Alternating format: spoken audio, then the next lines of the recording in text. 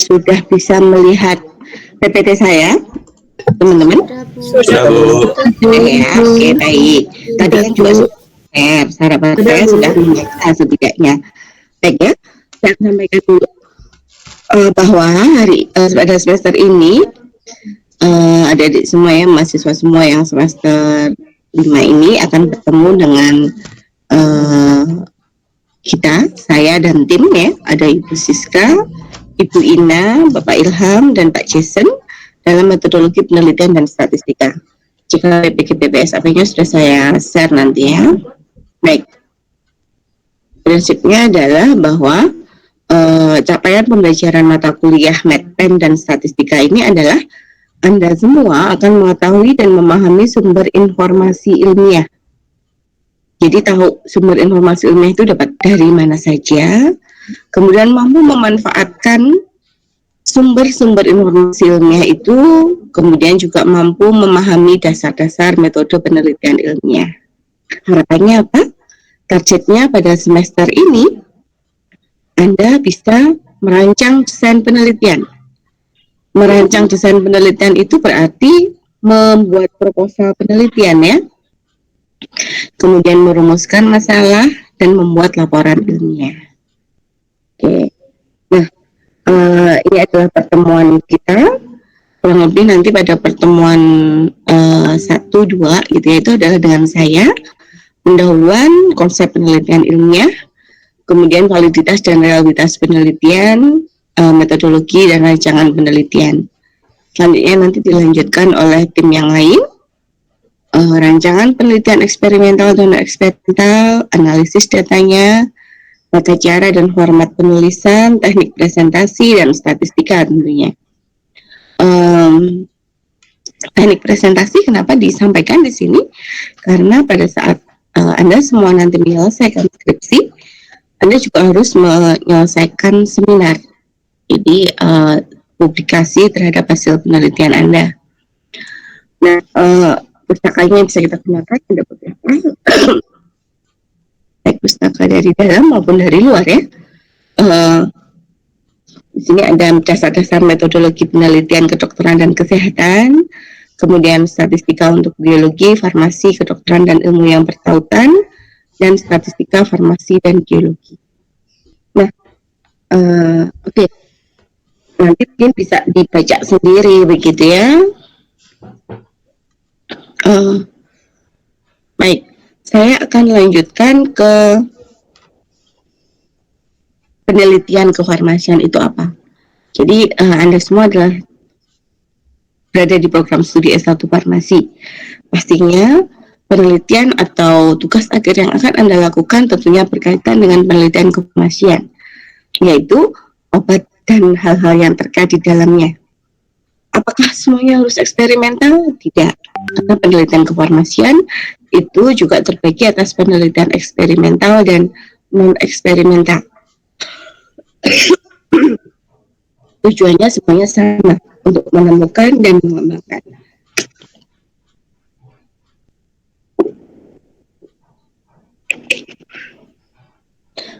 Lingkup dalam penelitian kefarmasian itu apa? Ini kita sesuaikan dengan peer group yang ada di dalam Fakultas Farmasi ya, dosen-dosen Fakultas Farmasi. Biasanya terdiri dari 4 peer group atau kumpulan riset begitulah ya. Yang pertama adalah kimia farmasi, kemudian farmasi klinik dan komunitas, farmasi obat alam, dan farmasi sains.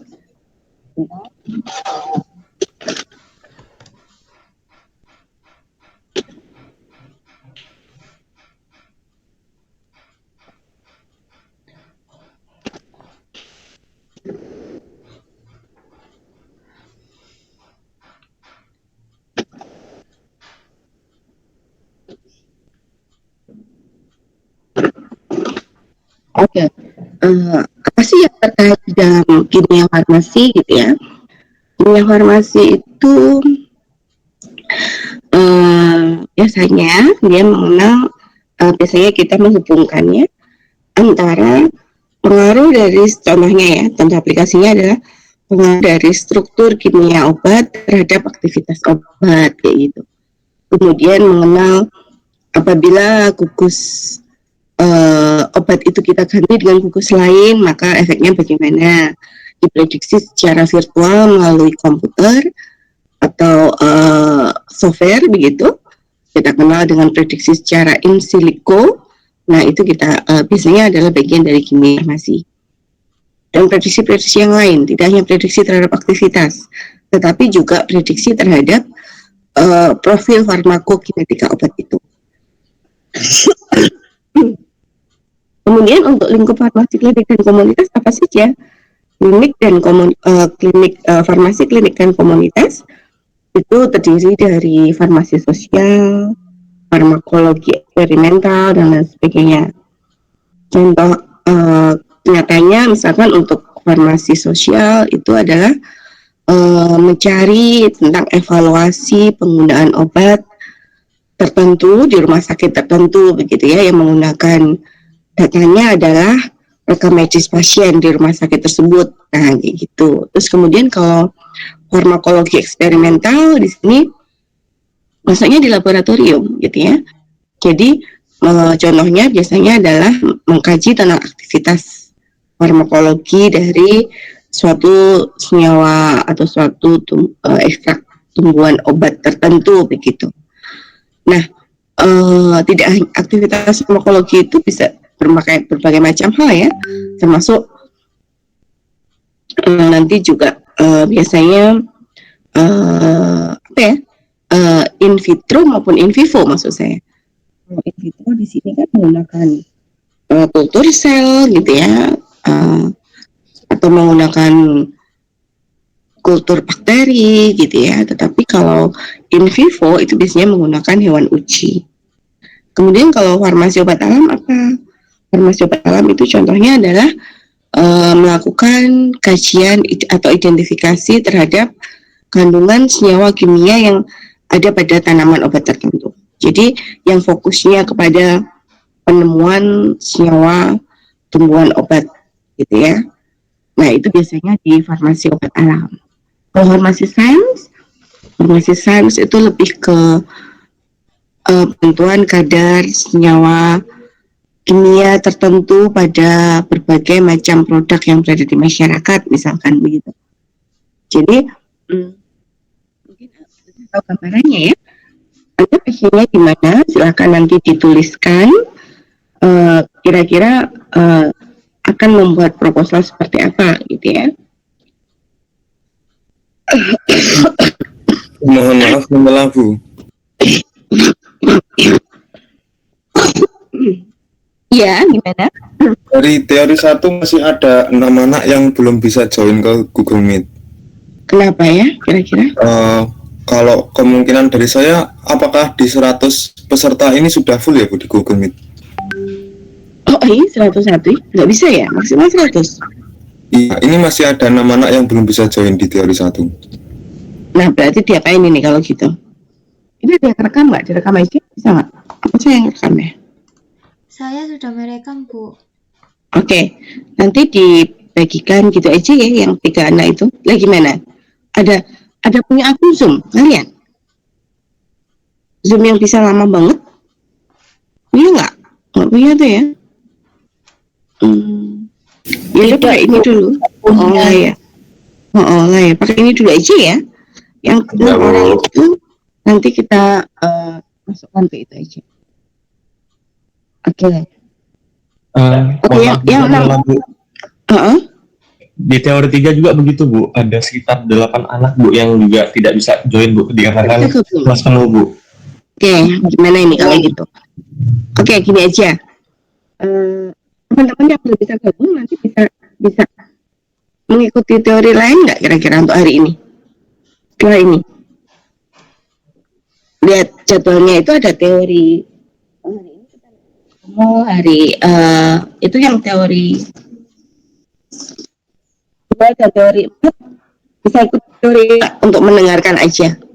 Atau nanti mendengarkan rekamannya boleh. Begitu? Atau gini, teori 1 dan 3 ada nggak yang kira-kira bisa dirubah jadwalnya? Karena ini bentrok kebetulan teori 1 dan teori 3. Atau gimana jalan keluarnya? Untuk daripada nanti kita habiskan waktu untuk diskusi di sini, gini aja dulu ya. Kita jalan dulu aja ini. Teman-teman yang belum datang, belum bisa ikut join, nanti bisa mendengarkan rekamannya, atau kalau tidak nanti join di teori 2 atau teori 4. Untuk minggu depan, seperti teori 1 dan teori 3 membuat kesepakatan kira-kira teori mana yang bisa dialihkan jadwalnya. Begitu gimana? Baik, Bu. Baik, Bu. Oke, gitu ya. Kita Mas Mikhail Dufan sama Mas Hernando ya. Coba nanti sebagai perwakilan dari masing-masing teori diskusikan mana yang bisa dipindah jadwalnya, karena tubrukan jadwalnya nanti disampaikan ke saya. Teman-temannya sementara opsinya ada 2, ikut nanti di teori 2 dan teori 4. Kalau tidak, mendengarkan rekamannya aja, nggak apa-apa. Oke ya? Baik, Bu. Terima kasih, Bu. Iya. Saya lanjutkan. Nah, sekarang kita fokus ke penelitian ilmiah, gitu ya. Jadi penelitian ilmiah itu adalah suatu proses untuk pendekatan dengan pembuktian ilmiah untuk menyelesaikan masalah. Jadi penelitian itu semua diawali dengan adanya suatu masalah atau rasa ingin tahu kita untuk menyelesaikan masalah itu. Nah, masalah itu kita selesaikan dengan berbagai metode yang melibatkan berbagai pembuktian ilmiah, gitu ya. Bisa untuk mencari data, mengolahnya, melakukan analisis dan membuat kesimpulan. Dan kalau dibuat definisinya, penelitian itu adalah suatu cara ilmiah untuk mendapatkan data untuk tujuan dan manfaat tertentu. Tujuan ini apa? Tujuannya ya untuk menyelesaikan masalah tadi. Sehingga di dalam penelitian ilmiah, rumusan masalah itu merupakan inti penelitian itu. Dan merupakan tujuan dari penelitian itu adalah menyelesaikan rumusan masalah tadi. Ya. Nah, tadi penyelesaian masalah terhadap sesuatu hal yang ingin kita ketahui tadi diselesaikan dengan cara yang ilmiah. Nah, cara ilmiah itu seperti apa? Nah, cara ilmiah itu berarti adalah menyelesaikan sesuatu berdasar atas ciri-ciri keilmuan. Pertama, ya harus rasional, artinya bisa diterima oleh akal atau nalar. Kalau bisa diterima oleh akal atau nalar, artinya penelitian itu bisa diterima secara rasional ya. Jadi masuk akal gitu ya, bisa difikirkan begitu loh. Kemudian empiris bisa diamati. Jadi kalau kita rasional seperti ini deh, saya aplikasikan. Kalau saya ingin melihat aktivitas antipiretik dari ekstrak daun X, gitu ya, aktivitas penurun panas dari ekstrak daun X, maka saya lakukan penelitian yang masuk akal di sana, yang tidak sekedar istilahnya diam saja terus mengamati hewan nggak diapa-apain terus tiba-tiba diamatin gitu, tidak. Tetapi ada prosedur di sana di mana hewan itu dinaikkan dulu suhunya, diinduksi agar temperatur hewan itu naik. Kemudian diinduksinya dengan apa? Diinduksinya dengan misalnya adalah dengan senyawa-senyawa yang bisa mengakibatkan hewan itu naik suhunya. Diinduksi dengan senyawa pirogen, senyawa vaksin dan lain sebagainya. Terus kemudian diberikan ekstrak dan diamati suhunya. Nah,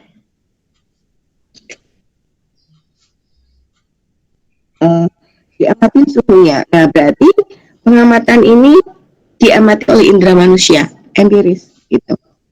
Maksudnya yang kedua. Jadi suhu itu bisa terbaca oleh siapapun. Bisa diamatin oleh semuanya. Gitu. Dan langkah-langkah itu jelas. Artinya apa? Tidak hewan uji dibuat sakit dulu, baru diberikan obatnya, baru diamati suhunya, gitu. Itu jelas langkahnya. Nah, itu adalah cara yang ketiga, sistematis. Jadi proses dilakukan dengan langkah-langkah yang logis, yang bisa difahami. Jadi pastikan itu dulu.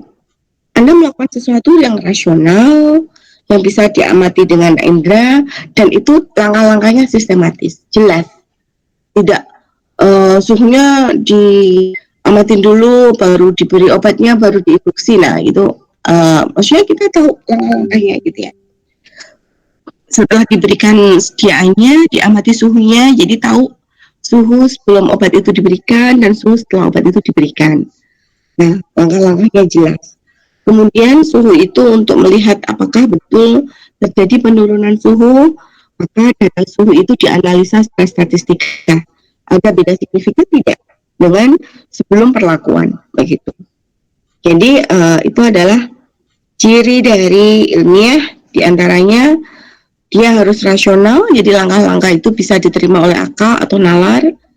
Ada prosedur, ada tindakan yang sistematis, dan data itu bisa diamati secara empiris, diamati oleh indera manusia dengan baik. Ya. Kemudian data yang diperoleh itu juga harus memiliki kriteria, artinya valid data itu. Yang pertama, dikatakan valid itu adalah valid itu tepat, gitu ya. Artinya apa? Suhu tadi memang mencerminkan kondisi yang sebenarnya dari si subjek uji. Gitu.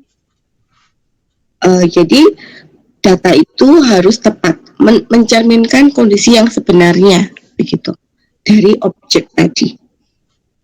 Kemudian data juga harus reliable, artinya memiliki derajat kekonsistensian atau keajikan data dalam interval waktu tertentu. Artinya apa? Kita membuat replikasi. Nggak bisa ya kita melakukan pengujian hanya pada satu hewan. Jadi biasanya satu kelompok itu minimal terdiri dari 5 ekor. Tergantung dari perlakuannya sebetulnya. Nanti ada rumusnya. Berapa hewan yang diperlukan tergantung dari perlakuannya. Nah, semakin sedikit perlakuannya, maka atau kelompok perlakuan itu semakin sedikit, maka hewan yang dibutuhkan semakin banyak. Itu adalah menurut rumus Federer, gitu ya. N-1 dikali T-1 lebih besar atau sama dengan 15. Jadi N itu adalah jumlah hewan, T adalah jumlah treatment atau perlakuan. Di situ terlihat semakin kecil treatmentnya, misalkan hanya 2 kelompok saja, maka jumlah hewan itu yang diperlukan harus banyak, makin banyak, begitu. Nah, dia biasanya dilakukan pengamatan suhu dari 5 ekor hewan tadi dalam waktu tertentu, gitu ya. Nah, itu biasanya memiliki data yang acak, begitu ya. Jadi suhunya jelas, konsisten atau acak dalam interval waktu tertentu itu. Kemudian dia juga harus objektif. Ingat, objektif dan bukan subjektif. Objektif itu adalah, kalau objektif maka tidak tergantung dari siapa yang ngamati, tapi tergantung dari kondisi objeknya. Jadi suhu memang suhunya sekian, tidak tergantung dari yang ngamatin siapa, berbeda suhunya, tidak. Itu namanya subjektif, gitu ya. Tetapi objektif artinya betul-betul tergantung pada objeknya, tidak tergantung pada derajat persepsi antar orang atau subjektif tadi. Nah, tujuan dari penelitian ilmiah itu apa? Tadi dikatakan bisa untuk menemukan, bisa untuk membuktikan, atau bisa untuk mengembangkan. Menemukan itu artinya memperoleh data baru dalam penelitian. Harapan semua orang pasti begitu ya, memperoleh data baru sehingga data itu berguna, gitu ya. Contohnya adalah kita ingin melihat apakah betul tumbuhan X ini memberikan aktivitas antipiretik, gitu ya. Kita temukan di sana. Kemudian pembuktian itu biasanya adalah dari data di masyarakat. Misalnya tumbuhan X itu biasa digunakan untuk mengobati demam. Nah, itu kan penggunaan empiris di masyarakat. Padahal penggunaan secara empiris saja tidak cukup, tetapi harus dilampirkan dengan bukti-bukti ilmiah. Sehingga kita lakukan penelitian untuk membuktikan apakah betul tumbuhan X itu memiliki aktivitas antipiretik, gitu ya. Kemudian untuk pengembangan, sudah pernah dilakukan oleh penelitian orang-orang lain. Apakah tentang adanya kandungan senyawa tertentu dalam tumbuhan X, di mana kandungan senyawa tertentu itu sudah memiliki bukti memiliki aktivitas antipiretik, sehingga kita kembangkan. Mungkin nggak tumbuhan ini memiliki aktivitas antipiretik begitu. Jadi Anda boleh ya untuk memberikan ide penelitian bisa dilihat dari sekitar Anda. Jadi dari penggunaan masyarakat, kemudian Anda ingin buktikan secara ilmiah atau menemukan. Anda ingin memiliki rasa curiosity atau rasa ingin tahu, gitu ya, sehingga lihat untuk menemukan hal-hal baru. Atau boleh dari pengembangan. Pengembangan itu Anda boleh melihat skripsi dari orang lain, perhatikan bagian sarannya yang di sana, apa yang dia sarankan di situ. Misalkan dalam penelitian ini diperlukan penelitian lain yang demikian. Nah, itu Anda lanjutkan untuk mengembangkan penelitian yang sudah dilakukan oleh si peneliti yang pertama tadi. Begitu ya. Jadi, tidak boleh mengatakan bahwa saya bingung masih menemukan itu bagaimana. Nggak boleh. Karena ada banyak hal. Gitu. Karena silsilah penelitian itu tidak sekedar membuktikan, tidak sekedar menemukan, tetapi juga bisa mengembangkan. Kemudian manfaatnya ya tentunya untuk memahami masalah, gitu ya. Data itu dapat untuk memahami masalah dalam kehidupan manusia, untuk memperjelas yang sebelumnya tidak jelas tadi. Tumbuhan X ini betul nggak sih memberikan aktivitas antipiretik? Ini kan nggak jelas. Nah, untuk memperjelas ya dilakukan penelitian terkait itu. Gitu. Untuk memecahkan masalah dalam kehidupan manusia. Nah, misalkan selama ini untuk antipiretik itu kita menggunakan senyawa kimia paracetamol, gitu ya. Padahal paracetamol itu apabila digunakan secara terus-menerus memberikan efek samping kerusakan hepar. Ini menimbulkan masalah bagi kehidupan manusia. Sehingga harus diperlukan terobosan penelitian ilmiah dari senyawa tumbuhan obat tradisional yang terkenalnya ya. Tumbuhan itu memiliki SEES ya, side eliminating effect, side effect ya, side effect eliminating substance atau senyawa yang bisa mengeliminasi efek samping. Nah, sehingga beralihlah ke tumbuhan untuk menemukan antipiretik sehingga memberikan efek samping yang seminimal mungkin begitu. Jadi ada masalah di sana yang akan kita pecahkan, efek samping dari senyawa kimia yang tadi, gitu ya. Atau menghilangkan atau meminimalkan masalah dalam hidup manusia. Setidaknya, jika efek samping itu tadi tidak bisa dihilangkan, mungkin nggak efek samping itu bisa diturunkan atau diminimalkan. Misalnya, dengan mengkombinasikan penggunaan paracetamol dengan N-asetilsistein, gitu ya, sehingga efek samping toksikologi dari paracetamol itu bisa diminimalkan. Gitu. Kemudian poin yang ketiga adalah mengantisipasi masalah dalam kehidupan manusia supaya masalah itu tidak muncul, gitu ya. Jadi biar tidak ada efek samping seperti ini, maka dikembangkan penelitian ini, begitu mungkin ya. Jadi ada banyak manfaat atau kegunaan di dalam penelitian ilmiah itu. Kemudian penelitian ilmiah itu selalu menghasilkan kesimpulan yang serupa dan penelitian yang valid dan reliable. Apa maksudnya? Bahwa apabila tanaman X tadi Anda teliti bahwa dia memberikan aktivitas antipiretik, maka apabila orang lain itu meneliti tanaman X, maka sudah juga akan menghasilkan aktivitas antipiretik begitu. Jadi kesimpulannya sama begitu. Nah, ini kan agak sulit ya. Padahal belum tentu kan Bu, tanaman X yang ditanam atau yang tumbuh di daerah A itu akan sama kandungan kimianya dengan yang tumbuh di daerah B gitu. Logikanya begitu kan? Tanaman X yang tumbuh di pegunungan mungkin memiliki aktivitas yang berbeda pada saat tanaman X itu kita tanam di daerah yang dataran rendah misalkan.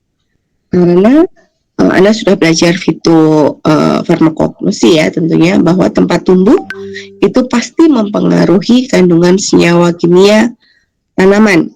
Padahal kandungan senyawa kimia tanaman itu mempengaruhi aktivitasnya. Nah, padahal penelitian ilmiah harus menghasilkan kesimpulan yang sama. Nah, bagaimana mengantisipasi ini? Nah, untuk mengantisipasi ini maka Anda harus menentukan dulu definisi variabelnya. Definisi operasional variabelnya. Jadi, kalau ingin mendapatkan hasil yang sama dan yang saya teliti, maka peneliti itu harus menggunakan cara-cara yang sudah saya tetapkan, begitu. Sehingga dalam setiap tahapan itu harus Anda rencanakan terlebih dahulu dan hasilnya apa harus Anda tuliskan. Misalnya, tanaman X yang memberikan aktivitas antipiretik adalah tanaman X yang saya peroleh dari perkebunan yang ditanam di PPPO misalkan. Yang saya sedetail itu. Yang diambil pada bulan Januari misalkan. Kenapa bulan ini harus kita sampaikan? Karena musim penghujan, musim kemarau itu juga turut berperan di dalam kandungan senyawa kimia yang ada di dalam tanaman itu. Jadi bulan berapa? Termasuk juga yang diambil itu tahun yang mana? Gitu. Tanaman X yang saya ambil adalah pada bagian daun yang hanya pada pucuknya misalkan. Kenapa? Ya karena bagian pucuk dan bagian daun muda dan bagian daun tua itu kandungan senyawanya juga berbeda, begitu. Jadi hal-hal itu harus kita tetapkan, termasuk ekstraksinya, termasuk proses penggilingan daunnya itu diayak menggunakan ayakan nomor berapa. Kemudian proses ekstraksinya menggunakan metode apa. Maserasi misalkan. Oke, maserasi direndam berapa hari? Menurut MMI ataukah menurut Farmakopeia Herbal Indonesia? Tentunya berbeda. Nah, oleh karena itu perlu Anda tuliskan keterangan itu di dalam definisi operasional. Proses maserasi sekian hari diaduk sama sekian hari menggunakan pelarut apa, gitu ya. Ekstrak yang dimaksud di sini adalah ekstrak dengan pelarut apa, begitu. Dan walaupun sudah sama semua, ekstraknya ini juga terstandarisasi. Kadar airnya sekian, kandungan alkoholnya tidak ada, misalkan, dan standarisasi juga terhadap golongan senyawa. Jadi dilakukan KLT pada ekstrak itu dan diperoleh golongan senyawa ini, begitu. Sehingga ekstrak saya adalah seperti ini. Sehingga apabila orang lain melakukan pengujian yang sama, maka ekstraknya juga harus sama seperti ini untuk menghasilkan efek yang sama. Begitu ya. Ini karena itu perhatikan. Penelitian ilmiah selalu menghasilkan kesimpulan yang serupa. Dan penelitian itu harus valid dan reliable. Nah, jadi penelitian itu dilakukan oleh orang berbeda gitu ya. Tetapi dia harus menggunakan postulat yang pasti dan peneliti yang baik dengan tahap berpikir ilmiah. Nah, postulat itu apa? Postulat itu tadi ya, hal-hal yang membuat penelitian itu berubah, berbeda, itu harus dikendalikan. Jadi ada postulat alam, ada postulat manusia. Postulat alam tadi yang saya sampaikan di depan tadi. Gejala, sifat alam yang mempengaruhi hasil penelitian. Tempat tumbuh tanaman, waktu pemanenan, gitu ya. Itu semua adalah gejala-gejala alam. Dan kita tahu bahwa itu mempengaruhi hubungan senyawa kimia pada tanaman itu. Itu harus kita kendalikan, jadi ditentukan. Kemudian faktor postulat manusia, itu adalah situasi kondisi peneliti atau manusia yang dapat mempengaruhi hasil penelitian. Nah, ini harus dikendalikan, ya. Contohnya apa? Contohnya adalah bahkan pengambilan dosis. Nah, pengambilan dosis itu beda ya untuk volume sediaan uji yang diberikan. Itu kalau cairannya jernih dan cairannya berwarna, itu titik atas apa titik bawah yang digunakan sebagai patokan kur atau pada speed injeksi itu pastinya berbeda. Pada volume pemberian yang berbeda, maka dosisnya akan berbeda. Dosis yang berbeda, maka aktivitasnya juga akan berbeda. Jadi semuanya harus dikendalikan. Nah, oleh karena itu, Anda harus ternyata meneliti itu nggak sembarangan gitu ya. Meneliti itu harus memerhatikan hal tadi. Karena penelitian ilmiah itu harus dibuktikan oleh orang lain bahwa hasilnya sama.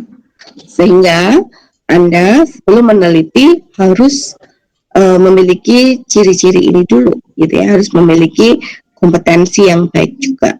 Kenapa tadi saya katakan bahwa Anda fokus pada penelitian ilmiah di bidang kefarmasian karena kompetensi Anda adalah di sini. Jangan meneliti hal-hal lain yang di luar kompetensi Anda. Karena peneliti itu harus kompeten. Artinya memiliki pengetahuan tentang itu, mampu menyelenggarakan penelitian dengan baik, tahu teknik penelitian dengan baik, dan termasuk juga tahu bagaimana melakukan analisa data hasil penelitian itu. Kemudian yang kedua, peneliti itu harus objektif. Jadi betul-betul tergantung dari apa yang diteliti. Tidak subjektif gitu. Subjektif itu artinya adalah tidak manipulasi data penelitian. Artinya dia harus jujur. Tadi ya, data itu dituliskan apa adanya. Kemudian faktual, berdasar fakta dan data, tidak mengada-ada. Jadi Anda betul-betul lakukan gitu. Dan terbuka gitu ya, artinya apa? Anda mudah menerima koreksi orang lain gitu ya. Dan termasuk juga bersedia memberi informasi ke orang lain. Termasuk tadi, ekstraksi itu pakai larut apa? Sampai diperoleh rendemen bagaimana? Itu informasi-informasi itu harus diberikan kepada orang lain. Karena harus bisa dilakukan oleh orang lain dan memberikan hasil yang sama dengan seperti apa yang sudah kita lakukan. Gitu ya. Jadi, kompeten, objektif, berdasar atas fakta dan data, dan terbuka, mau menerima koreksi dan juga bersedia berbagi data kepada orang lain, berbagi informasi kepada orang lain. Nah, selain memiliki sikap-sikap peneliti yang baik, Anda juga harus mulai berpikir ilmiah. Jadi memiliki tahapan untuk berpikir ilmiah. Yang pertama apa? Anda harus berbicara dengan bukti dan fakta. Jadi sudah tidak boleh itu dalam ujian skripsi mengatakan, kok begini kenapa? Terus ada jawabannya, karena kakak tingkat begitu. Nah itu sudah pasti nggak bagus jawaban seperti itu gitu ya. Jadi berbicara berdasar atas bukti dan fakta. Kenapa kok begini? Ya sampaikan saja. Menurut literatur yang saya baca, bahwa begini, begitu. Jadi berdasarkan atas literatur, tidak berdasar atas pendapat orang lain, gitu ya. Tapi boleh pendapat orang lain, tapi itu sudah dituliskan di dalam jurnal misalkan, begitu. Jadi menurut pendapat ini dalam buku ini, menurut pendapat ini dalam jurnal ini, tidak ada itu menurut pendapat kakak tingkat, menurut tulisan kakak tingkat tidak ada, gitu ya. Tidak ingin mendengar itu lagi pada saat ujian skripsi. Jadi biasakan berbicara dengan bukti dan data, fakta, gitu ya. Itu kita dengan tahap berpikir skeptik. Kemudian yang kedua adalah tahap berpikir analitis, menimbang baik buruk, relevan tidak, benar salah, gitu ya. Jadi di dalam berpikir ilmiah itu begitu, betul-betul dianalisis. Ini bagaimana, benar nggak sih kalau begini? Ini baik tidak sih, gitu ya, relevan tidak. Kemudian tahap berpikir yang berikutnya adalah kritis.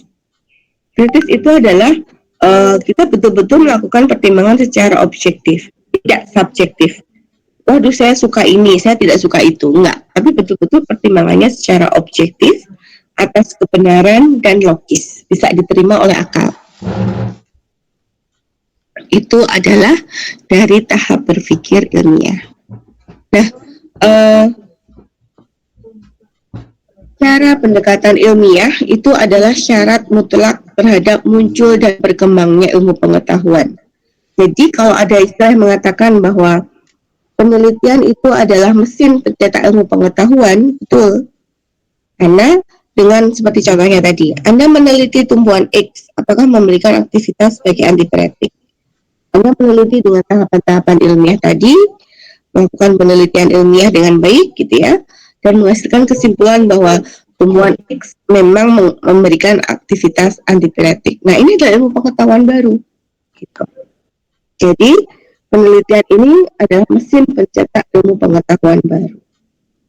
Begitu. Jadi, akan terus berkembang. Tidak ada itu penelitian yang berhenti. Nanti akan menimbulkan pengembangan yang baru lagi, begitu ya. Nah, tadi sudah dikatakan bahwa tuntutan atas karya ilmiah itu adalah valid dan reliable. Sehingga di sini muncul pandangan atau paradigma bahwa penelitian ilmiah itu deduktif, induktif, dan deduktif. D itu dari umum, kita tarik ke khusus. In itu dari khusus, kita tarik ke umum, gitu ya. Kemudian dari umum lagi kita tarik ke khusus. Pada poin apa? Ini pada penjelasannya.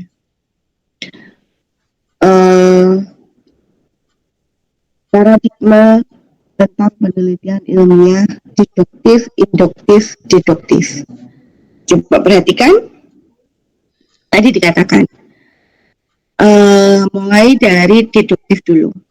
Deduktif itu dari teori-teori yang Anda baca, bahwa misalkan tumbuhan X tadi menurut penelitian orang lain mengandung senyawa Z yang dimana dia memberikan aktivitas antipiretik.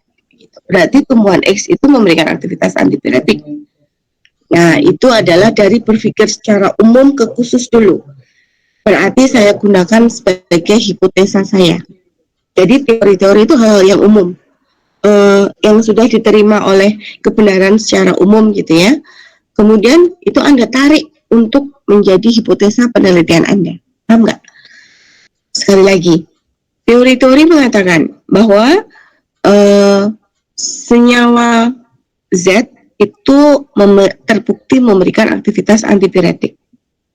Kemudian ada penelitian lagi yang mengatakan bahwa tumbuhan X itu mengandung senyawa Z, maka tumbuhan X memberikan aktivitas antipiretik, ya nggak? Nah, berarti hal-hal yang bersifat umum Anda tarik ke menjadi kesimpulan yang khusus, ini terkenal dengan deduktif. Nah, itu Anda tuliskan dalam hipotesa. Maka hipotesa penelitian Anda adalah berdasarkan hal yang umum tadi ya. Maka hipotesanya sekali lagi berarti tumbuhan X itu memberikan aktivitas antipiretik begitu. Oke, saya aplikasikan gini aja ya. Flavonoid itu memiliki aktivitas antioksidan. Nah, tanaman kelor atau daun kelor itu mengandung flavonoid. Maka daun kelor itu memberikan aktivitas antioksidan, kan begitu. Karena kelor mengandung flavonoid, dan flavonoid sudah teruji memberikan aktivitas antioksidan, begitu loh. Jadi hipotesanya daun kelor memberikan aktivitas antioksidan, begitu. Karena kita ingin mengkaji aktivitas antioksidan. Bisa dipahami ya? Jadi hal-hal yang bersifat umum kita tarik menjadi sesuatu yang bersifat khusus untuk kita tuliskan di dalam hipotesa kita. Nah, itu adalah fase berpikir deduktif. Nah, selanjutnya, hipotesa itu tidak berhenti begitu saja. Tetapi, hipotesa itu harus dibuktikan kebenarannya. Pembuktian hipotesa itu melalui penelitian ilmiah. Salah satu tahapannya adalah melalui pengamatan empiris tadi. Nah, pengamatan empirisnya ternyata betul bahwa daun kelor memberikan aktivitas antioksidan. Itu kan penelitian Anda, dari skala Anda. Sehingga ini dari yang khusus, dari hasil penelitian Anda, bahwa daun kelor betul memberikan aktivitas antioksidan, itu Anda buat kesimpulan. Hal yang kecil dari hasil yang khusus hasil penelitian Anda jadikan kesimpulan umum yang besar bahwa daun kelor memberikan aktivitas antioksidan.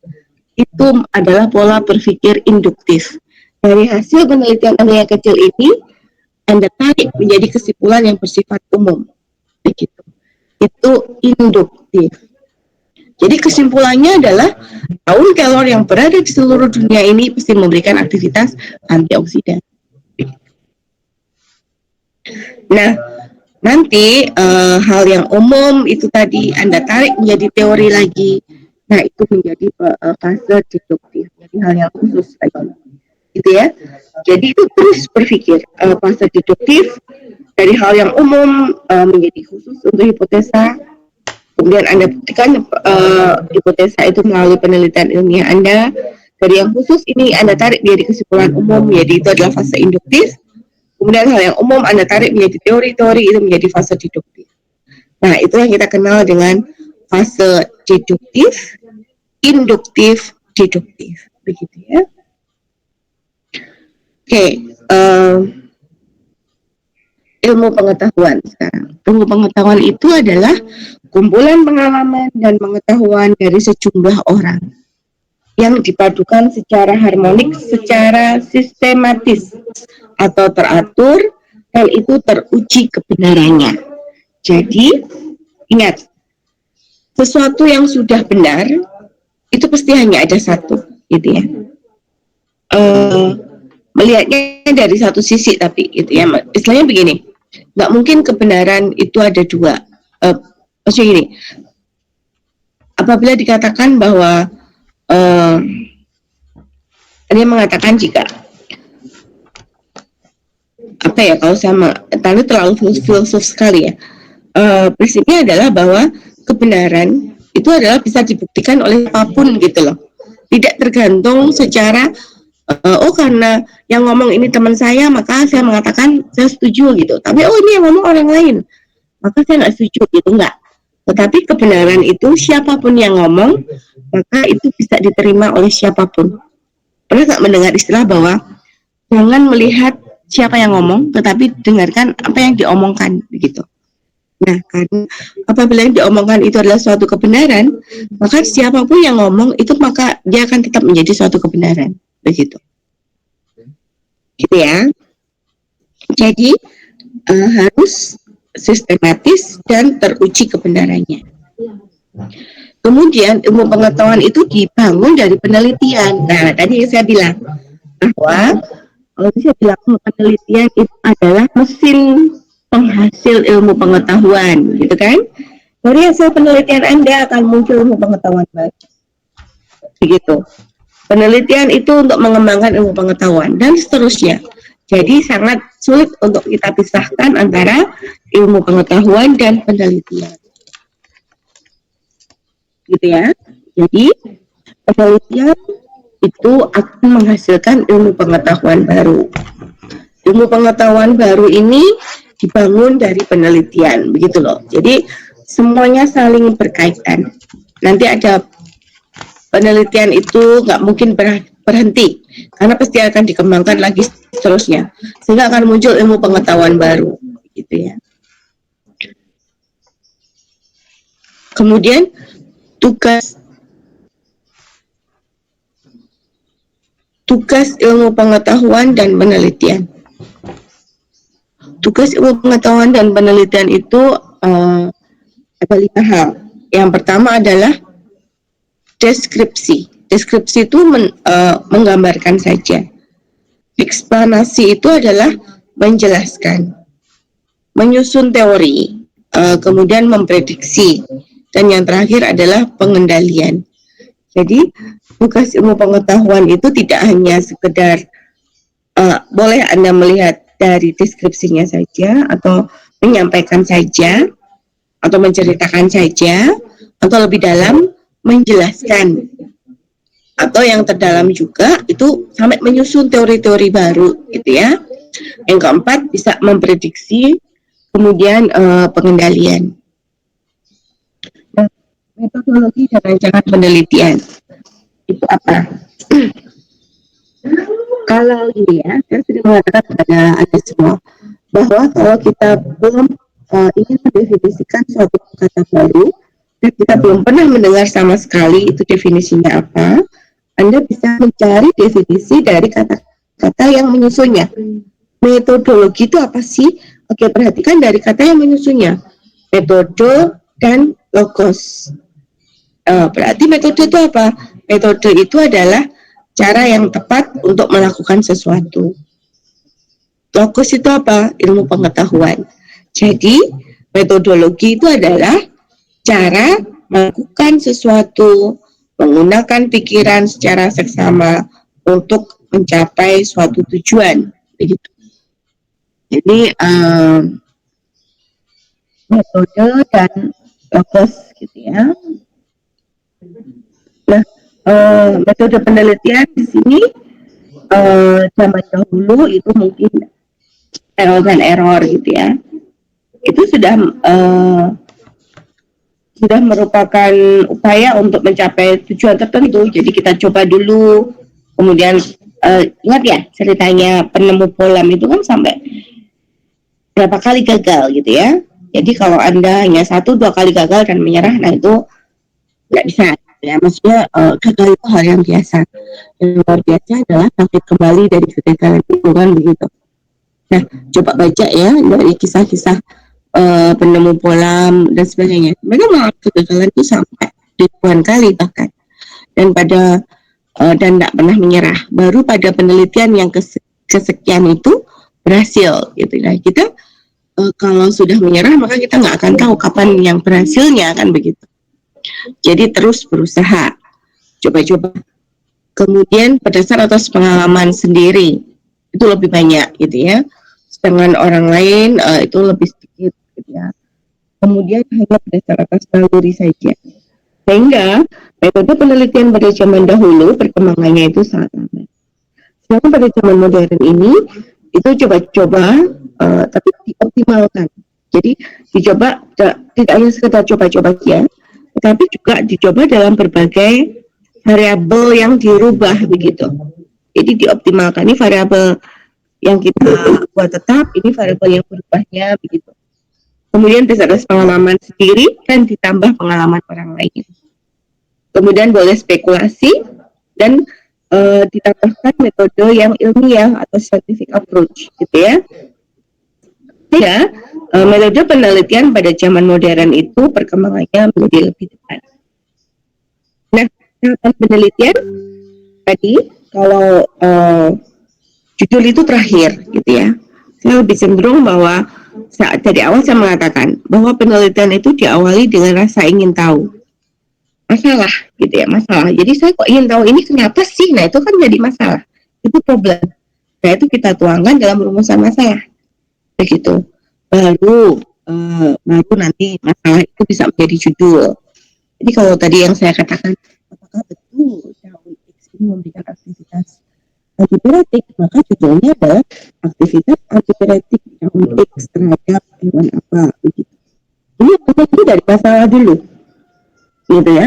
Jadi kalau Anda prinsip jangan cari masalah, nah untuk penelitian ini ya Anda harus mencari masalah.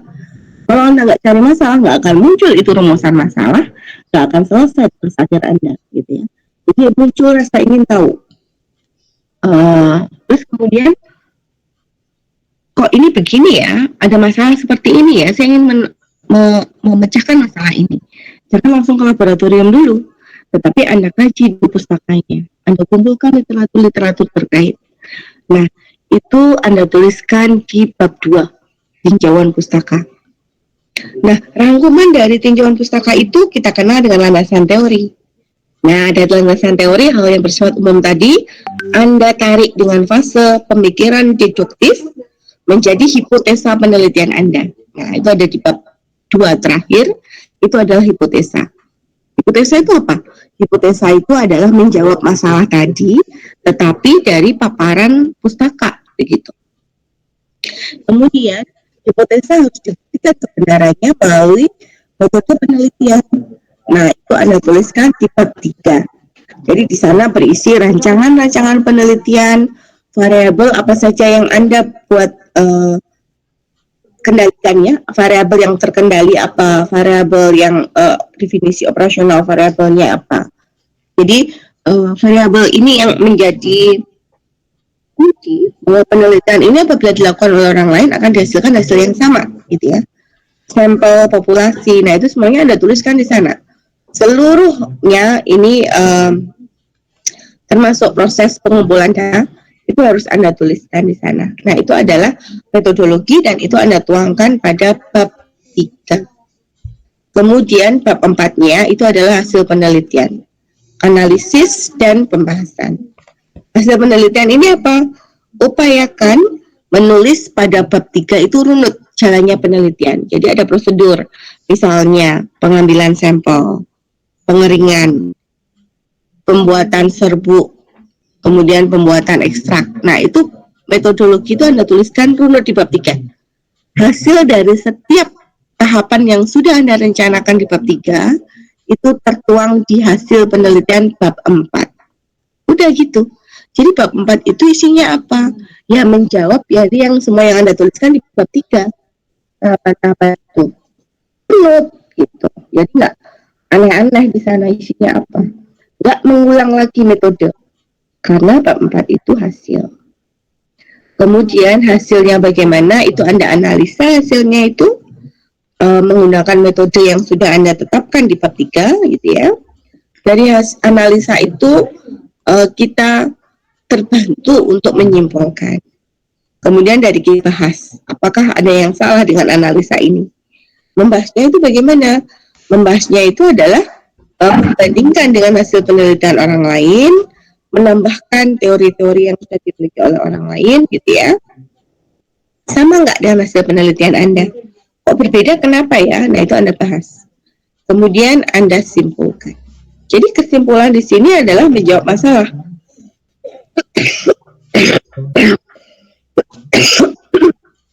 Jadi, di dalam tahapan penelitian, masalah itu merupakan inti dari penelitian dan juga tujuan penelitian itu adalah menjawab masalah tadi. Kemudian masalah itu terjawab di hipotesa, jawaban dari tahap teoritisnya, dan hipotesa itu diuji menghasilkan suatu kesimpulan dan itu menjawab masalah. Jadi linear ya, nanti masalah, tujuan, hipotesa, dan kesimpulan. Kalau Anda ingin melihat dua hal dalam masalah, maka tujuannya juga dua hal itu. Hipotesanya juga terhadap dua hal tadi. Kesimpulannya ya menjawab dua hal tadi, begitu. Jadi linear, tidak terus kesimpulannya jadi banyak, enggak, gitu ya teman-teman, begitu gitu ya. Jadi ingat, linearitas penelitian itu adalah masalahnya sama, tujuannya sama, kemudian hipotesa itu sama, menjawab itu, dan kesimpulannya juga menjawab masalah itu. Nah, memang nggak segampang ya kalau mengatakan bahwa kebanyakan mahasiswa kita stagnan, berhenti kuliahnya di mana. Itu jujur saya katakan, berhenti kuliahnya itu kebanyakan, hilangnya kalian itu kebanyakan di tugas akhir. Kenapa? Karena memang ada banyak problematika penelitian. Saya bisa memahami itu. Ada banyak kesulitan yang dihadapi pada saat mahasiswa mengerjakan tugas akhir. Biasanya yang pertama itu adalah karena kurang pengetahuan. Gitu. Rasanya banyak biasanya ya masuk farmasi karena dipaksa, mendapat dosen pembimbing karena tidak sesuai dengan yang dimaui, nah kayak gitu-gitu. Nah itu sebenarnya bukan menjadi alasan gitu ya. Yang terpenting bagi Anda adalah Anda harus memiliki pengetahuan yang baik, pengalaman yang luas, dan Anda juga menguasai metodologi penelitian Anda, begitu. Jadi cara mengatasi kesulitan-kesulitan tadi ya, jadi seorang yang spesialistik.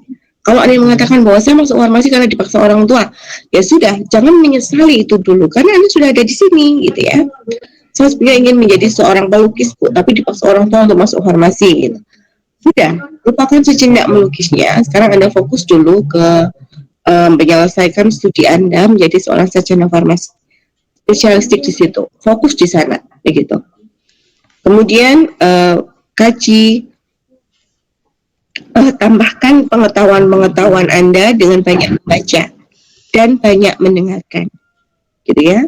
Membaca, saya lebih senang, oke ya, Anda memiliki sikap kritis dalam membaca, gini ya, agak sulit ya.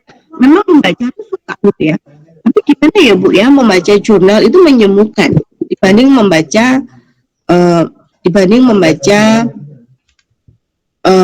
novel misalkan. Iya, karena membaca jurnal itu ada sikap kritis yang diperlukan di sana.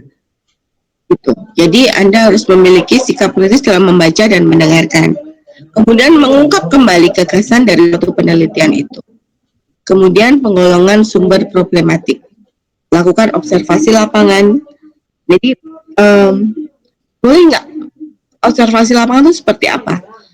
Jadi tadi kalau ada mengatakan bahwa daun X itu memberikan aktivitas antipiretik gitu ya. Terus kemudian ada pengalaman di masyarakat bahwa daun X itu 5 lembar bisa digunakan untuk mengobati demam. Nah, maka Anda lakukan observasi di lapangan. Apakah betul masyarakat itu menggunakan 5 lembar? 5 lembar yang ukuran berapa? Kemudian 5 lembar daun yang tua apa yang muda? Observasi lapangan. Kemudian Anda lakukan diskusi dengan dosen, gitu ya, atau ahli-ahli. Jadi kan tadi Anda mengkaji literatur. Nah, ada yang mengatakan bahwa daun X ini mengandung flavonoid. Itu kan ada kontak personnya di sana yang mengatakan demikian. Nah, Anda hubungi itu, gitu ya. Nanti Anda diskusikan di sana. Apakah betul metodenya bagaimana untuk mengamati kandungan itu, gitu ya. Kemudian diskusikan dengan dosen. Jadi kita untuk menyelesaikan penelitian itu pasti kita siapkan dosen pembimbing, gitu ya. Manfaatkan dengan baik itu. Lakukan bibliografi, referensi, dan daftar pustaka. Ya. Kemudian penentuan masalah penelitian, gitu ya. Itu tadi ya. Anda nggak cari-cari, Anda nggak mau cari masalah, nggak salah itu. Di dalam penelitian Anda wajib mencari masalah. Anda harus bisa menentukan masalah penelitian Anda apa. Oke. Boleh nggak kalau masalah itu tidak sama dengan topik atau judul? Boleh. Tetapi biasanya tadi masalah itu bisa menjadi judul. Atau setidaknya masalah itu tercakup dalam judul. Gitu. Baru karena masalahnya terlalu luas gitu ya. Boleh. Tetapi setidaknya masalah harus tercakup di dalam judul. Gitu. Kemudian kenapa kok kadang masalah ini tidak sama dengan judul ya, karena kadang masalah itu memerlukan uraian yang lebih jelas. Padahal judul itu harus singkat, gitu ya. Jadi ya nggak apa-apa. Judul tidak selalu dapat diketahui secara jelas masalah yang sesungguhnya. Boleh, gitu ya. Tapi sedikit tercakup lah, gitu ya. Kemudian kriteria ilmiah agar masalah itu memberikan sumbangan pada ilmu pengetahuan. Jadi ingat ya, masalah itu harus berkaitan pertalian dengan konsep-konsep pokok. Masalah untuk mengembangkan atau menguji suatu teori. Memberi sumbangan terhadap pengembangan metodologi, bisa dalam hal menemukan metode baru, menemukan alat baru, gitu ya, mengembangkan teknik yang sudah ada dan lain sebagainya. Jadi jangan takut untuk cari masalah, gitu ya. Kembangkan rasa ingin tahu Anda, gitu. Saya ingin menentukan metode ini sih, saya ingin menemukan alat ini, begitu. Kemudian Anda memanfaatkan konsep, teori, data, teknik dari disiplin ilmu yang pertalian. Dan itu dituangkan dalam desain atau rancangan yang cermat, variabel-variabel, definisi variabel, tergantung variabel utama, variabel terkendali itu Anda tuliskan dengan bagus. Kemudian metode-metode yang cocok. Kemudian ini ya, perumusan masalah. Perumusan masalah itu biar mudah, biasanya dalam bentuk pertanyaan. Apakah boleh? Bukan dalam bentuk pertanyaan, boleh. Tetapi perumusan masalah itu dalam bentuk pertanyaan, gitu. Jelas dan padat terhadap variabel-variabel yang diteliti. Jelas dan padat terhadap variabel-variabel yang diteliti. Kemudian berisi implikasi data untuk pemecahan masalah dan merupakan dasar membuat hipotesa. Nah, ini tadi sudah saya katakan bahwa rumusan masalah ini dasar untuk membuat hipotesa kan, jadi linear gitu, dan menjadi dasar untuk judul penelitian juga. Jadi masalah itu penting. Boleh dalam hal ini kalian boleh cari-cari masalah ya untuk mendapatkan ide penelitian. Kemudian tetapi jangan cari masalah yang terlalu luas. Kenapa? Waduh, saya ingin ini luas banget sampai akhirnya nggak terdeteksi Anda tuh mau ngapain. Biasanya begitu. Masih mahasiswa ya, jadi masih terlalu idealis. Keinginan itu banyak. Saya ingin mengkaji ini. Tetapi kemampuan terbatas. Jadi buat masalah itu yang sesuai saja. Jangan terlalu luas dan sebaliknya juga jangan terlalu sempit. Kalau terlalu sempit itu menjadi gitu ya. Jadi masalah juga jangan terlalu subjektif, emosional, keinginan pribadi gitu ya. Tapi masalah harus dirumuskan secara objektif. Ingat, jangan terlalu luas, jangan terlalu sempit, jangan emosional, jangan karena keinginan pribadi. Nah itu nanti tidak menjadi subjektif ya. Jadi masalah itu harus dirumuskan secara objektif. Judul penelitian. Topik dalam jangkauan kemampuan. Artinya apa? Bahwa di dalam membuat judul penelitian itu ya kalau Anda menjadi seorang sarjana farmasi ya topiknya ya dalam jangkauan kemampuan Anda sebagai seorang sarjana farmasi gitu. Jangan mikir hal yang lain lagi. Kemudian tersedia data untuk menyelesaikan topik itu. Saya menyelesaikan ini, maka saya harus mencari data apa? Nah, gitu. Topik cukup penting untuk diteliti. Jadi, ini topik ini, jadi jangan meneliti hal-hal yang tidak penting dalam tanda kutip gitu ya. Tapi pastikan kepada kita bahwa topik ini memang penting untuk diteliti dan menarik gitu ya untuk diteliti. Nah, ini ada tuliskan di dalam latar belakang. Boleh nggak? Kemudian bab yang kedua itu adalah tinjauan pustaka atau telaah pustaka. Itu sama dengan studi kepustakaan. Anda cari literatur sebanyak apapun, tidak hanya dikumpulkan saja ya, tetapi juga dibaca dan ditelaah secara tekun begitu. Informasi itu boleh dari penelitian primer. Literatur itu boleh dari penelitian primer. Penelitian primer itu adalah penelitian yang dilakukan oleh orang itu langsung gitu ya. Biasanya dia melakukan penelitian secara langsung ya, yang biasanya dituliskan di dalam jurnal penelitian.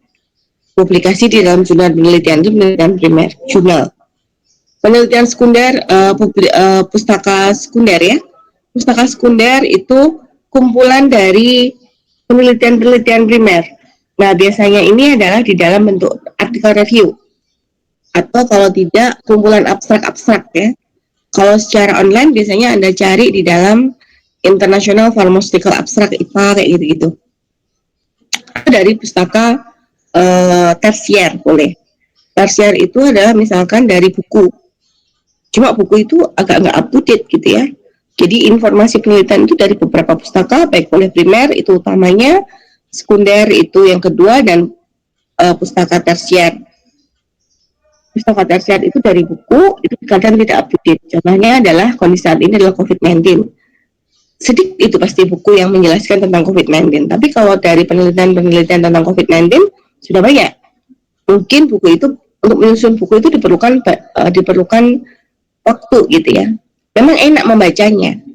Membaca buku dengan membaca jurnal lebih enak kan membaca buku. Karena buku itu sudah ditambahkan penjelasan detail gitu ya, tinggal mencerna saja. Tapi kalau jurnal itu tidak ada olah dulu kan begitu. Tetapi buku negatifnya kekurangan buku adalah dia tidak up to date.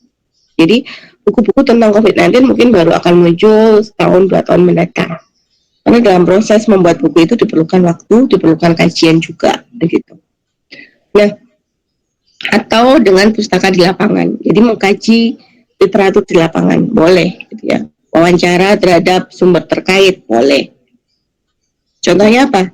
Dulu ini saya pernah menguji, bukan anak bimbing saya, menguji mahasiswa yang mengkaji penggunaan obat tradisional pada masyarakat suku Samin. Nah, selain mendapatkan dari buku-buku, dia juga melakukan observasi wawancara dari petua adat suku Samin. Kemudian lakukan survei terhadap data yang ada. Nah, itu langkah penting. Survei data ini bisa dilakukan sebelum maupun sesudah masalah penelitian itu dipilih. Jadi boleh Anda melakukan survei dulu sekarang sebelum menemukan masalah gitu ya. Jadi melakukan orientasi dulu sekarang boleh. Nah, karena di dalam survei data itu kita gali teori yang berkembang dengan ilmu pengetahuan yang bersangkutan. Karena tadi ya, teori itu selalu berkembang, pengetahuan itu selalu berkembang. Kita gali sampai sejauh mana gitu ya. Kemudian Anda mencari metode dan teknik penelitian. Pengumpulan data, analisis data penelitian yang terdahulu. Memperoleh orientasi yang lebih luas tentang masalah penelitian. Gitu ya. Kemudian, survei data itu juga bisa mencari sumber data sekunder untuk mendukung penelitian. Kemudian, mengetahui penelitian itu sudah berkembang sejauh mana.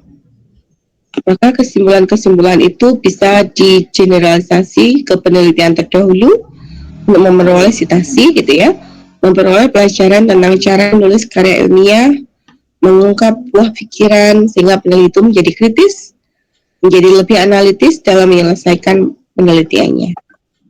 Nah, kalau sudah memiliki pustaka-pustaka, maka itu Anda kumpulkan dalam landasan teori gitu ya. Kita kenalnya dengan kerangka teori. Jadi di situ ada gambaran tentang batasan-batasan teori yang Anda kaji tadi dituliskan di tinjauan pustaka ya. Itu Anda kumpulkan dan Anda tuliskan di landasan teori. Teori yang dipakai sebagai landasan penelitian dan teori mengenai variabel permasalahan yang diteliti. Kemudian teori-teori, prinsip-prinsip, konsep-konsep, generalisasi yang berkaitan dengan masalah yang diteliti. Boleh dari buku, tapi buku itu terakhir sendiri aja ya. Buku itu termasuk pustaka tersier tadi saya katakan. Utamakan dari majalah ilmiah atau pustaka primer, kemudian pustaka sekunder, kumpulan abstrak-abstrak, baru dari buku gitu ya. Harapannya adalah Anda memiliki landasan teori sehingga penelitian itu mempunyai dasar yang kokoh. Kemudian Anda lakukan telaah pustaka. Anda baca berbagai sumber bacaan. Kemudian ingat, di poin ini Anda harus sudah mulai sering banyak membaca. Tidak hanya membaca saja, tetapi juga menelaah, gitu ya. Karena telaah pustaka, kemudian Anda kaji ya, telaah itu kajian.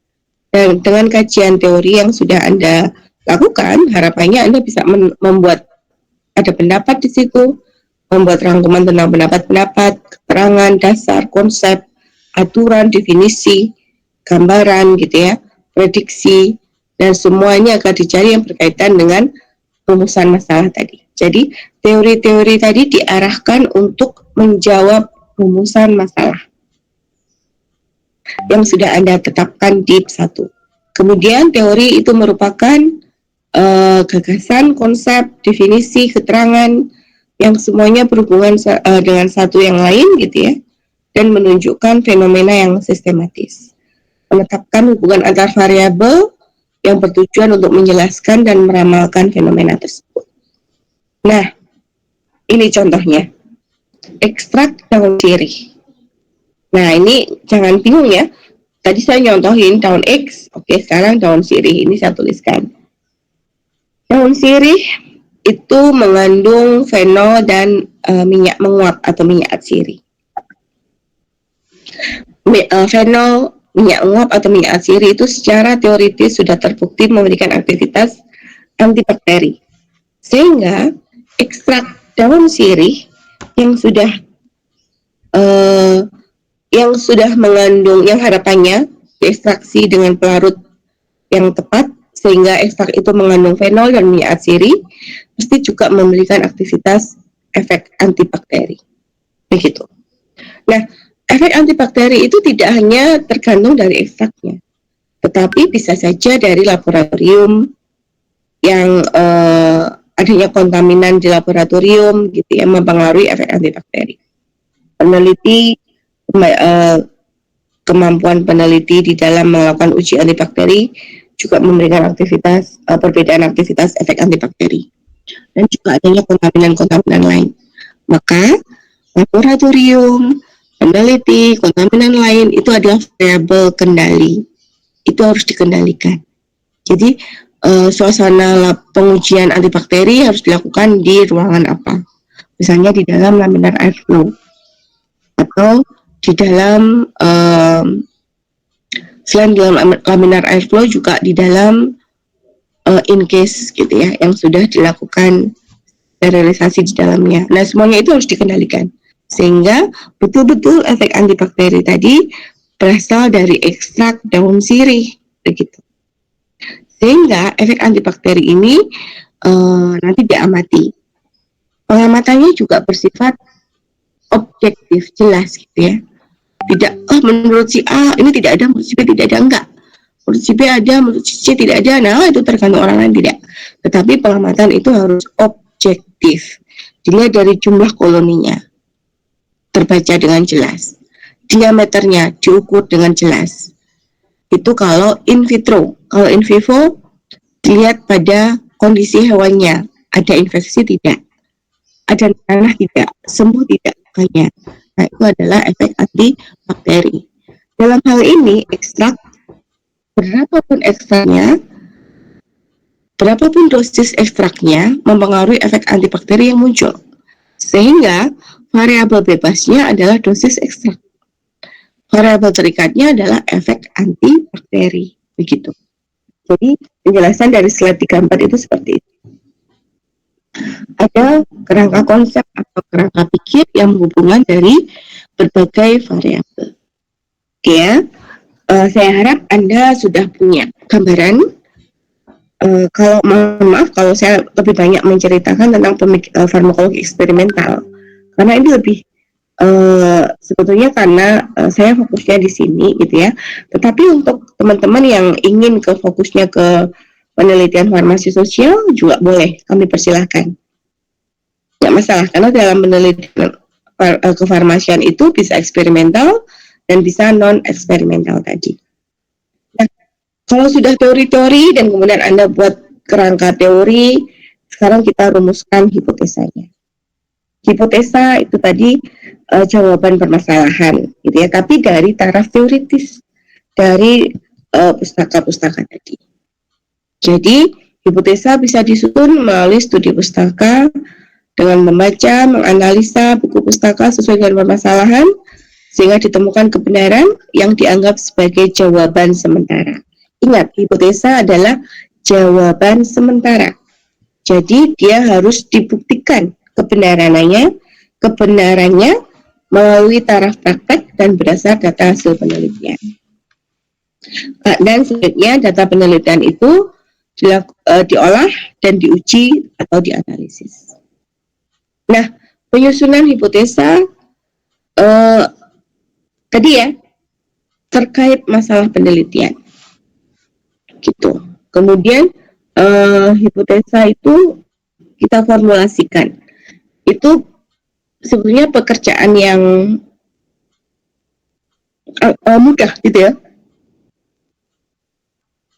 Akan menjadi pekerjaan yang sukar jika Anda tidak punya kerangka teori yang jelas. Anda tidak paham, tidak mampu menggunakan kerangka teori secara logis. Kemudian kurang memahami teknik dan metode penelitian yang bersangkutan. Nah, jenis hipotesa ini ada hipotesa deskriptif, komparatif, dan asosiatif. Kemudian ciri-ciri hipotesa itu berupa pernyataan, kan jawaban. Jadi kalau masalah tadi itu berupa pertanyaan, maka hipotesa itu adalah jawaban dari pertanyaan itu dari sisi teoritisnya. Jadi dia bukan pertanyaan lagi, tetapi jawaban. Bisa berupa kalimat pernyataan, deklarasi, statement gitu ya, tentang hubungan antar variabel atau perbedaan antar variabel-variabel yang diteliti. Contoh hipotesanya tadi apa? Daun X, kalau masalahnya apakah daun X memberikan aktivitas antipiretik gitu ya, atau yang tadi di definisi operasional yang di slide 34 tadi, apakah daun sirih memberikan aktivitas antibakteri? Nah, maka hipotesanya dari teori-teori tadi mengatakan bahwa daun sirih itu mengandung fenol. Fenol memberikan aktivitas antibakteri. Oh, begitu. Dari tingkat teoritisnya mengatakan bahwa daun sirih memberikan aktivitas antibakteri. Maka hipotesanya juga demikian. Daun sirih memiliki aktivitas antibakteri. Udah. Jadi hubungan antar variabel tadi jelas gitu ya. Rumusnya juga jelas, padat, sederhana, spesifik gitu. Untuk mengurangi salah paham tentang pengertiannya. Mempunyai implikasi data, tersedia data untuk mengujinya. Jadi kalau saya ingin mengkaji efek antibakteri ya ada data. Datanya apa? Jumlah koloni, diameter, hambat, dan lain sebagainya. Gitu ya. Jadi sedia data. Kemudian dapat diuji kebenarannya, baik secara nalar maupun secara statistika. Dan berhubungan dengan ilmu pengetahuan, itu punya kerangka teori, harus sesuai dengan fakta. Data harus menunjukkan bahwa akibat yang ada ditimbulkan oleh penyebab, bukan yang lain. Jadi, efek antibakteri itu disebabkan karena ekstrak sirih, daun sirih, bukan yang lain. Bukan karena adanya alkohol di dalam ekstrak itu, sehingga memberikan alkohol kita tahu juga memiliki aktivitas antibakteri ya. Sehingga di dalam ekstrak itu harus dipastikan bahwa dia bebas alkohol, begitu. Jadi, data harus menunjukkan bahwa akibat itu disebabkan karena ekstrak tadi, bukan yang lain. Pastikan itu. Ini adalah keterkaitan antar unsur ya. Tadi rasa ingin tahu, itu ada rumusan masalah. Anda ke belakang sebentar, latar belakang. Kenapa saya ingin meneliti ini ya, gitu ya. Itu Anda tuliskan di dalam latar belakang. Jadi dalam latar belakang tidak ada definisi. Karena definisi literatur-literatur itu Anda tuliskan di tinjauan pustaka. Begitu. Tinjauan pustaka itu nanti Anda punya metode-metode di sana. Metode-metode itu jelas alurnya. Itu Anda tuliskan di cara penelitian. Bab 3. Begitu ya. Rumusan masalah itu tujuan penelitian kita.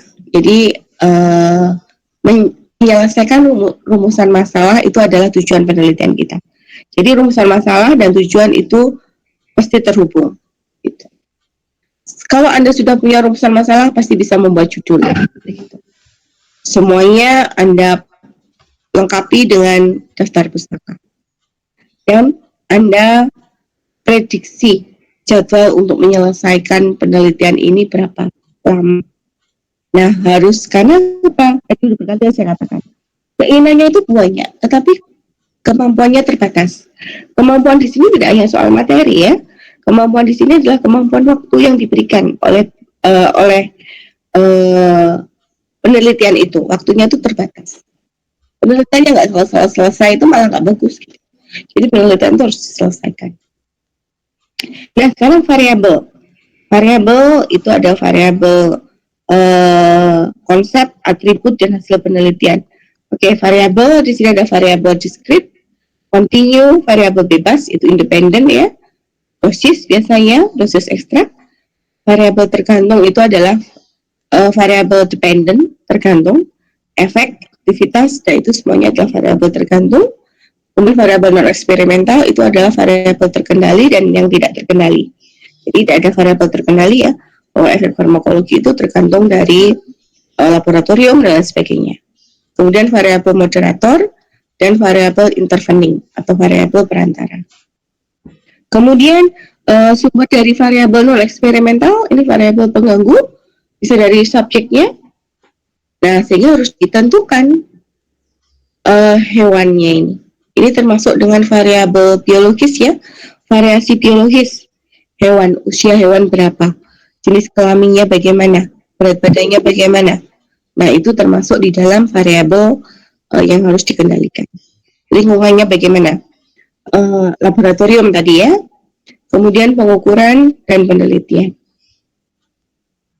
Nah, pengendalian variabel non eksperimental itu dengan rancangan penelitian. Jadi Anda batasi subjeknya. Contohnya, Anda mengambil data rekam medis pasien. Nah, itu pasiennya kan ada buahnya. Nah, itu Anda batasi. Pasien mana saja yang Anda gunakan sebagai sampel. Nah, batasan itu kita kenal dengan kriteria inklusi dan eksklusi. Jadi, menurut batasan itu saja yang kita teliti. Begitu. Kemudian kita lakukan randomisasi subjek. Jika jumlah subjek terbatas dan jumlah variabel non-eksperimental itu banyak, secara teoritis nilai variabel non-eksperimental itu terbagi seimbang, gitu ya. Jadi, Anda lakukan random, tetapi tiap kelompok itu seimbang. Jadi, kalau hewan uji Anda random, tetapi juga nanti kelompok 1 sampai 5 mengandung 5 hewan uji yang sama, itu jumlahnya sama. Jangan berbeda.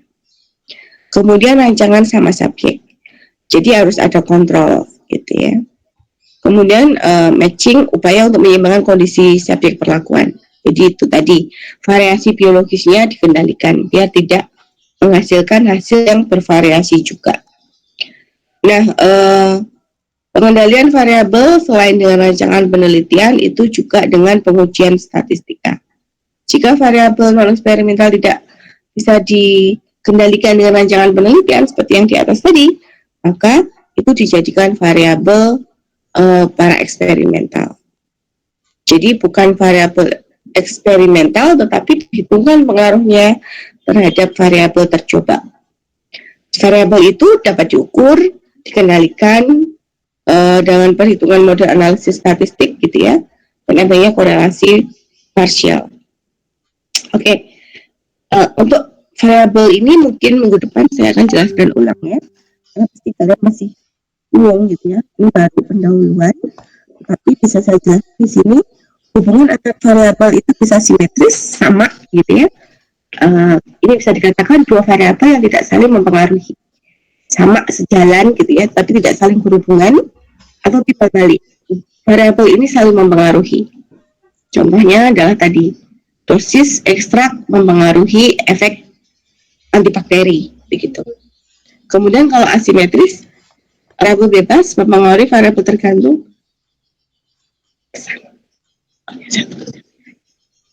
Kemudian ini adalah variabel bebas mempengaruhi variabel tergantung ya. Hubungan stimulus respon, misalnya dosis naik maka efek naik. Kemudian hubungan ciri-ciri yang merupakan disposisi gitu ya. Gejala, misalkan apabila servo itu tidak homogen, maka dosis obatnya juga akan berpengaruh gitu ya, jadi tidak tepat. Kemudian hubungan disposisi dengan respon, pada saat seseorang minum obat sebelum makan dengan sesudah makan, pengaruhnya dengan efek bagaimana, dan lain sebagainya. Prakondisi dengan akibat, misalkan tetes mata itu harus isotonis. Apabila tetes mata itu hipertonis, maka nyeri nanti di mata. Begitu ya. Kemudian hubungan imanen yaitu variabel bebas yang diubah dan variabel tergantung yang berubah. Dosis dinaikkan, maka kadar obat di dalam darah juga akan naik, begitu. Dan lain sebagainya. Jadi ada banyak nih variabel yang bisa Anda tetapkan di sini. Oke, ini hubungan cara tujuan, hubungan antara cara dengan tujuan. Misalnya adalah teknik pencampuran berhubungan dengan homogenitas serbu dan lain sebagainya. Oke, minggu depan saya akan lanjutkan dengan bahasan berikutnya khususnya mengenai variabel, karena saya tahu di terakhir pasti sudah tidak fokus ya. Oke, baik, kita masih punya 15 menit, mungkin Anda bisa bertanya atau berdiskusi. Saya ini ya terkait tugasnya yang akan saya berikan kepada kalian semua pada pertemuan pertama ini adalah tadi kita sudah mencoba menjelaskan tentang bagaimana cara kita mendapatkan masalah penelitian. Nah, jadi saya ingin masing-masing dari Anda nanti menuliskan di Google Form yang sudah saya share di GC rumusan masalah yang ingin Anda teliti. Selanjutnya nanti dari rumusan masalah itu Anda buat latar belakangnya. Kenapa Anda ingin meneliti itu? Nah, rumusan masalah itu merupakan tujuan penelitian kita. Jadi, tujuan penelitian itu apa? Dan manfaatnya apa? Nah, itu isian yang saya sebutkan tadi, rumusan masalah, tujuan, latar belakang, manfaat, itu adalah bab 1. Jadi target kita hari ini adalah Anda bisa menyusun bab 1. Ada yang mau ditanyakan? Silahkan. Bu, izin bertanya, Bu. Oke, silahkan. Ini masih yang di PowerPoint tadi, Bu, di slide 27. Itu ada kesalahan dalam perumusan masalah, Bu, yang termasuk itu keinginan pribadi. Itu contohnya yang gimana ya, Bu? Oke. Ya, gimana? Ulangi lagi bisa? Yang di Halo? slide, halo, Iya. yang di slide 27, Bu, itu kan ada kesalahan dalam perumusan masalah ya, Bu. Itu contohnya ada yang keinginan pribadi. Itu contohnya yang gimana, Bu? Oh ini, oke, emosional, keinginan pribadi. Misalnya gini, untuk kasus COVID, gini ya, misalnya contohnya adalah, jadi Anda mengambil masalah itu karena emosional. Jadi misalkan ada keluarga yang menjadi korban COVID, gitu ya. Jadi Anda ingin meneliti apakah pengaruhnya, gitu ya. Apa? Jadi contohnya ada tadi ya saya sampaikan ada keluarga yang menjadi korban COVID, gitu ya. Nah, Anda ingin meneliti apa sih yang menyebabkan kematian pada saudara Anda gitu. Jadi ini masalah pribadi gitu loh, tapi Anda angkat sebagai judul penelitian secara umum gitu. Jadi masalah tidak menjadi masalah umum akhirnya jadi masalah pribadi. Contohnya seperti apakah penyebab kematian pada saudara saya terkait COVID gitu. Nah, itu kan nggak bisa kita gunakan. Jadi itu keinginan pribadi Anda. Begitu. Melibatkan masalah pribadi Anda, begitu loh. Jadi gunakan hal yang bersifat umum dulu. Misalkan apabila ingin mengkaji tentang pengaruh COVID terhadap apa istilahnya faktor komorbid pada pasien COVID misalkan, itu bukan karena keinginan pribadi bahwa ingin menguak kematian saudara gitu ya, tetapi memang secara ilmiah ingin mengkaji apakah ada faktor-faktor komorbid lain yang berpengaruh terhadap korban atau kematian pada pasien COVID begitu.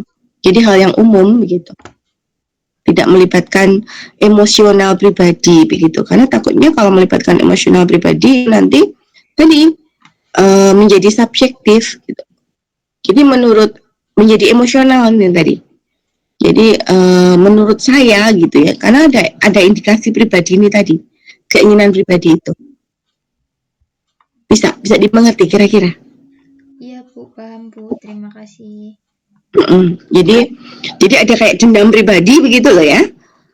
Boleh itu menjadi rasa ingin tahu, tapi gunakan menjadi secara umum, menjadi sesuatu yang bersifat objektif, bukan menjadi subjektif lagi. Bahwa saya ingin begini gitu ya, saking nggak terkenalnya mungkin bagaimana gitu ya. Jadi makanya emosional itu di dalam meneliti itu unsur emosional itu diabaikan. Termasuk gini biasanya. Kalau Anda tahu, sebetulnya kita nggak boleh tahu ya hewan ini mendapatkan kontrol positif atau kontrol negatif gitu ya. Karena kalau tahu hewan ini mendapatkan kontrol obat, terkadang ada itu mengarahkan gitu ya, mengarahkan hasilnya itu lebih baik gitu, bagus. Penelitiannya lebih bagus dibandingkan dengan kelompok kontrol negatif begitu kadang tuh. Karena ada emosional bahwa harus kontrol positif itu harus baik, eksak itu harus baik, nah kayak gitu itu. Jadi harusnya itu menjadi bias gitu ya. Nah itu arahnya ke sana. Jadi penelitian itu tidak melibatkan faktor emosional atau kepentingan pribadi di dalamnya. Oke, ada lagi untuk tugasnya pertemuan ini sudah bisa dipahami ya? Anda mencoba mencari masalah, gitu ya. Kalau selama ini Anda menghindari masalah, saya minta kali ini Anda mencari masalah di dalam penelitian, gitu ya. Nggak usah mencari masalah yang lain. Jadi rasa ingin tahu apa sih Anda, gitu ya. Kemudian Anda tarik ke belakang, kenapa Anda ingin mencari itu? Itu Anda tuliskan di latar belakang. Terus kemudian tujuan penelitian itu yang menyelesaikan masalah tadi, itu namanya tujuan penelitiannya. Manfaatnya apa? Nah, latar belakang, rumusan masalah, tujuan penelitian, dan manfaat itu ada di bab 1.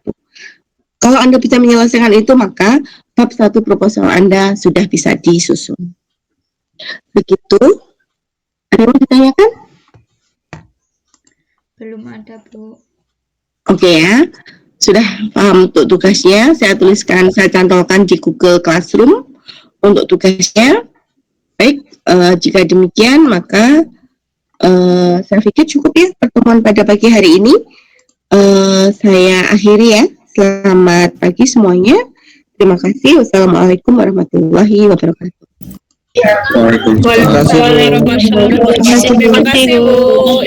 Terima kasih.